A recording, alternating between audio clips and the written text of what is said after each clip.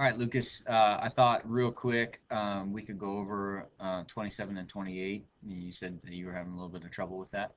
I don't know, maybe you've worked your way through it, but I thought I would just work through them just in case you need the extra help.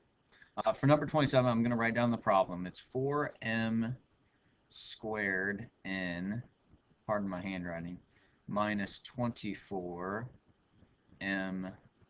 n squared, and then minus 18n to the third. Now this looks pretty awkward, and the solution is rather unspectacular. So just go ahead and look with me. I can definitely factor out a 2, and I can factor out an m, or I can see an n in every case, but there's not much more than that. So I can go like this, and I can factor out 2n on the outside. And then everything on the inside becomes 2m squared, and then minus 12mn minus 9n squared.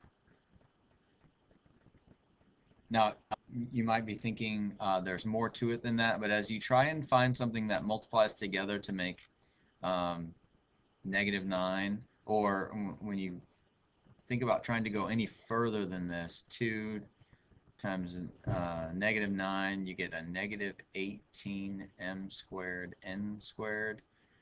There's nothing that you can multiply, no two factors that multiply together to make -18 that will also add together to make a -12. It's just not happening. So, in the end, I know this is probably why you were stuck on this one. You thought there was more to it. This is it for your solution right here. Okay? So sorry to disappoint you on that one. The next one, number 28, that one takes a little bit more work. That one is 12a squared minus 2ab, and then minus 24b squared. The first thing I want to do here is see if I can factor out something simple, like for example, 2. I can factor out a 2, but I can't factor out any variables or anything, so it's gonna simplify this a little bit. And I've got 6a squared minus ab minus 12b squared. At that point, I can look here and I can multiply 6 and -12. I get a -72a squared b squared. And I want to know which two factors will multiply together to make -72, but then we'll add together to make basically 1ab. You can think about that for a little bit, but eventually what you should end up with is a -9ab and then a +8ab. Okay. Then we're going to bring down our other two terms. So we're basically dividing this up into two separate parts. So we've got 6a squared in parentheses minus 9ab, and then 8ab minus 12b squared. Then I'll work on each side and see if I can factor something out from each set here. I can factor out 3a, and that makes 2a minus 3b.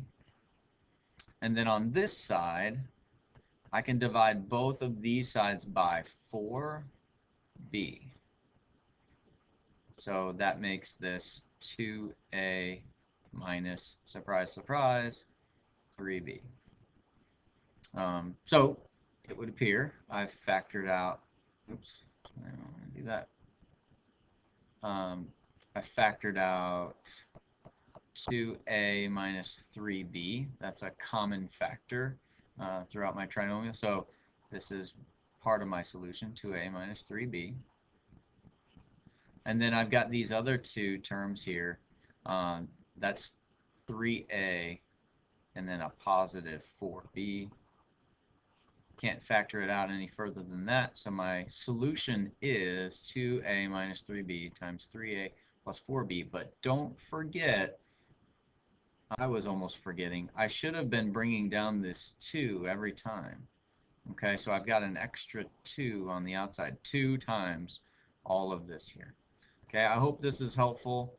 If you have any more questions, just send them to me and I can do the same thing that I've done here. All right, hope you're having a good trip, and yeah, let me know whenever you need any more help.